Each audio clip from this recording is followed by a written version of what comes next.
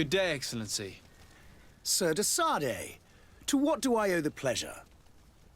I have come to inform you that my cousin Constantine and I are departing for Tirfredi on the hour. Ah, yes. I did indeed hear talk that you had both received callings of greater stature. Allow me to congratulate you. Were you not named legate of the congregation? You are correct, Excellency. I thank you. It is a station of great honor that I am sure you will fill with brio and panache. The Mother Cardinal Cornelia will be enchanted to work with you, and your cousin in the future. I only regret that your departure is so sudden. Really? To be entirely honest with you, I was hoping to solicit your help in a rather delicate matter. Tell me more about it, and perhaps I can take care of your problem before my departure. Very well.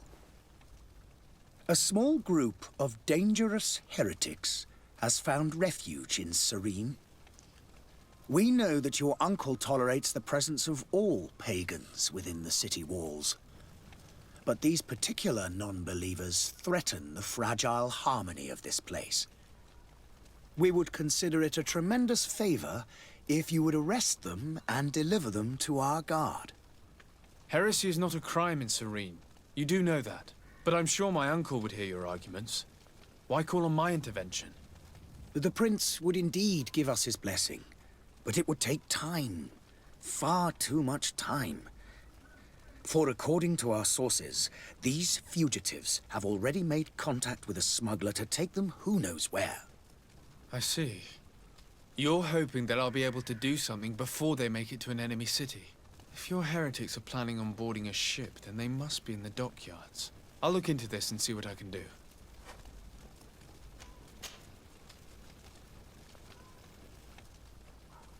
Could you tell me anything about Ptolemy? It would be a pleasure. As you already know, our glorious nation is guided by our faith. We follow the teachings of Matthias, our founder and greatest prophet, and give thanks each day to the Luminous for having gifted us magic. The high dignitaries of Ptolemy are at the same time our spiritual guides, advocates, and grand mages. I've heard say that dissensions have appeared recently in your nation. Ah, you must certainly be speaking about the debates that have divided the Ordo Luminis and the more political orders. The Lord Luminous has an extremely pure vision of our faith and applies the words of our saint very strictly. But other, more open-minded factions exist within our nation. They believe that a less rigid dialectic would attract souls more readily to our faith. But their differences are purely theoretical and do not threaten the cohesion of our nation, I assure you. What's your point of view on the relations between our two nations? As ambassador of Ptolemy, I can only rejoice at the mention of our commercial treaties. We appreciate as well the welcome that your uncle gave to our missionaries. Thanks to your support, more and more believers wander your lands. The congregation is our most precious ally. To be perfectly honest, we have only two complaints. That heresy is tolerated, and that your treaties with the Bridge Alliance are maintained.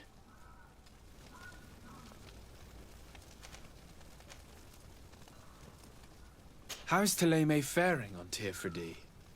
We built a marvelous city, San Matthias, on the western coast of the island.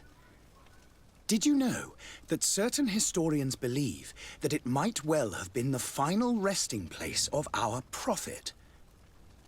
Our missionaries there are a multitude. Not a day passes without new islanders joining our sacred faith. Of course, there are certain pockets of resistance. There is talk of a demonic cult, disgusting creatures. But I am confident that the Ordo Luminous will be able to put an end to these horrors. And we have tremendous hopes that the entire native population will join our ranks.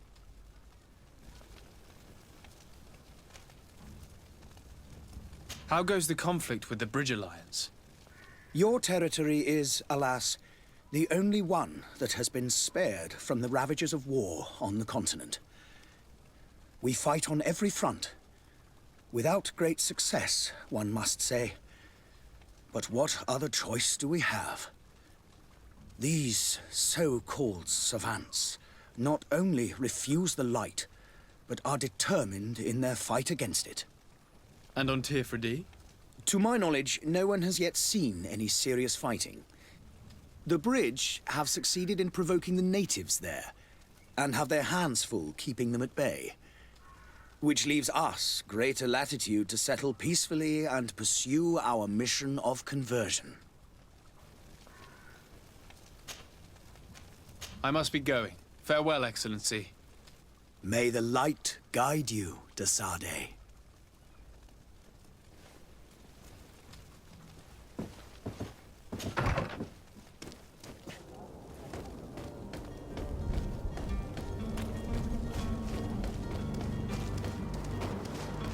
The merchant is there.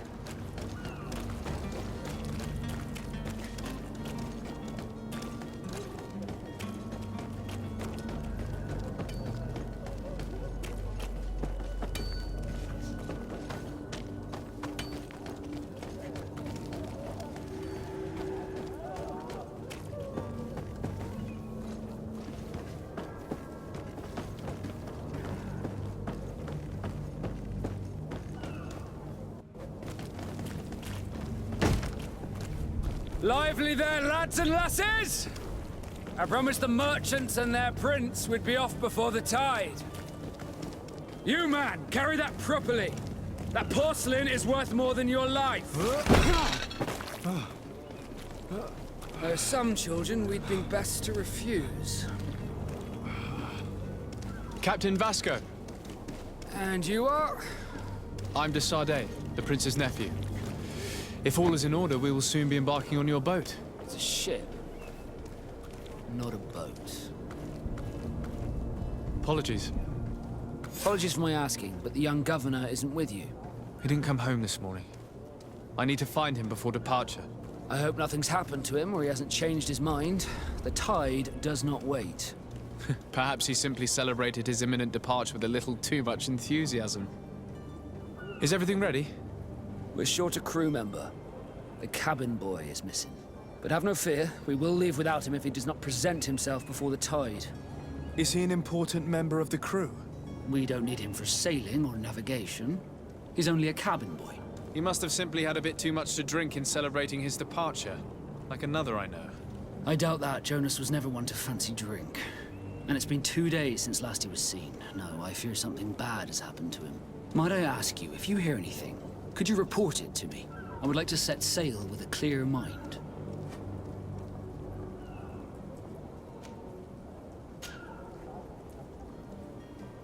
When did you see your cabin boy for the last time? It's been 2 days since I've had any news at all. It wasn't out of the ordinary until this morning. My men have free shore leave when we're at dock. But the day of departure, every able-bodied sailor must be present on the ship. Does the boy know anyone in Serene? Other than fellow Nords, you mean? I don't think so, but it's difficult to be sure.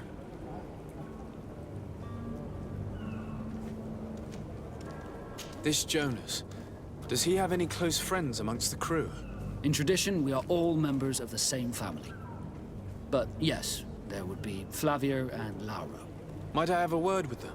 As you wish. You'll find them over there, in port.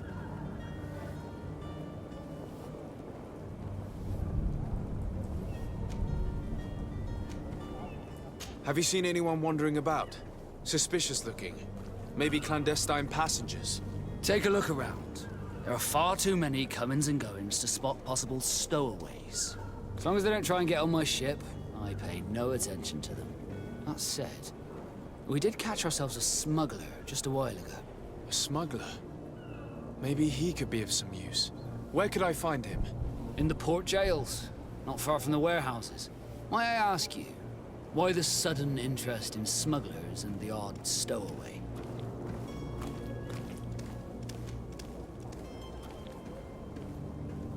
A couple of heretics are planning on leaving Serene. The ambassador of Thélème has entrusted me with the job of capturing them. Happy to see that you trust me enough to seek my counsel in the affair. Just so happens that I heard someone talking about the couple. The Cardinal's men are far from discreet. They're making quite some ruckus, asking to search our warehouses. We, of course, refused entry. Only the Gnomes have access. I'm sorry, Your Excellency, but I'm certain your potential stowaways aren't far. But we won't allow you to make a search to grab them. Not officially, at least. What do you mean? That discretion and malice are often more useful than titles and words.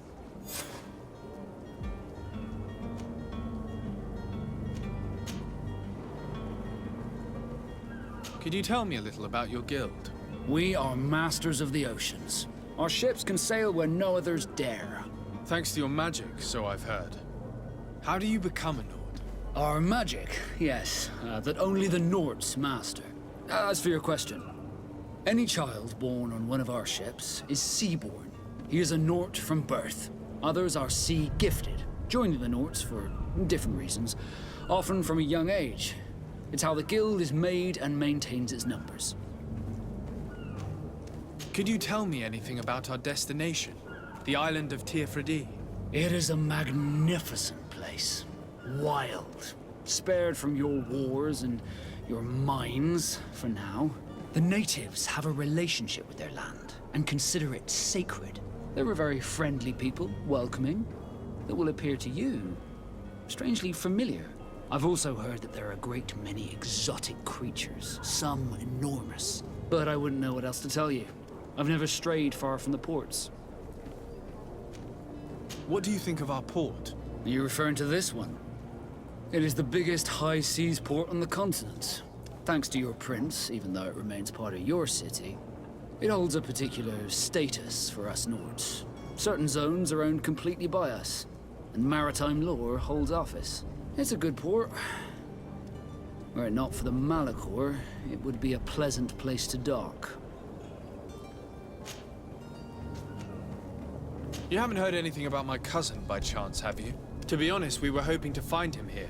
Did you say he was intending on celebrating his departure? My men spoke of a rather animated party that went down at the Coin Tavern, but I haven't heard anything else. That isn't the safest place in the city. I hope nothing has happened to him. Let's go and find him. Thank you, Captain. Happy to be of some help. Be back soon, Captain. We need to have a word with that people smuggler the sailor mentioned. He's a captain, Kurt, like yourself. And in order to interrogate the smuggler, we'll need to find a way into his jail.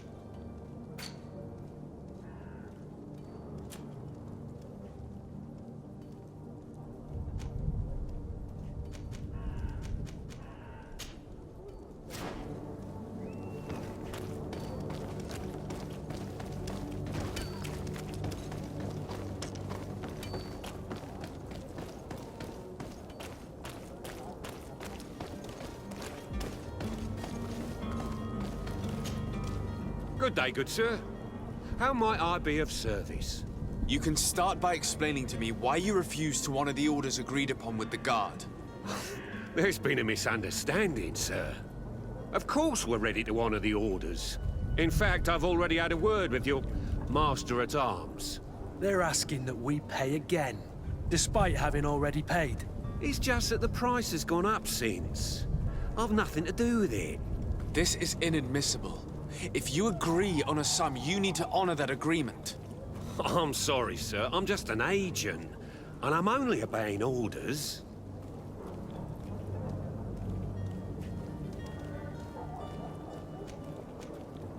Why don't we go and solicit other suppliers, Kurt? When we've already paid for the merchandise? If these thieves agree to reimburse the original payment, it's what we do immediately. And do know, in the future, we won't be shopping with them. Well, I should think not. Your master has apparently asked you to demand a second payment for this merchandise. That's right. He told me that their attendant seemed to be hiding something when he passed the order. And so he must have thought the guard would end up paying in the end, whatever he asked for. I'll be damned. And I'm the one they've sent to settle the affair. Sorry, Captain, it's nothing personal. I'm only following orders. Following orders. Yeah, we hear you. Makes one wonder which one of the two of us is a coin guard. This whole story sounds suspicious and stinks of a scandal. You're demanding a second payment but refuse to reimburse the one that was already made. I'm not the one demanding nor refusing. It's my master. This stubborn fool is pushing me to madness. You understand now why I'm asking for your help?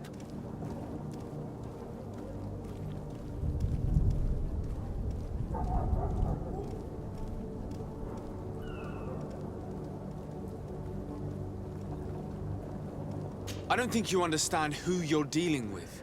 Perhaps I failed to present myself properly. Lord de Sardet, nephew of the Prince d'Orsay and legate of the Congregation of Merchants. During our conversation, you explained to me that your master forced you to commit a crime. That's regrettable, especially as you will be considered his accomplice in extortion, theft. You know as well as I that the Congregation does not tolerate such illegal activities. But I'm only obeying orders. That is a shame. Well, as orders are the only language you seem to understand, I order you to return the guard the merchandise, without delay. Unless you'd rather your master is hung and that you finish your days in prison. As you request, my lord. I shall go immediately and ask that these crates be delivered to the attendant. Now that's a wise decision. Thank you. I was beginning to think this would never end. You're certainly honoring your new title. Bravo! The quartermaster must be expecting us.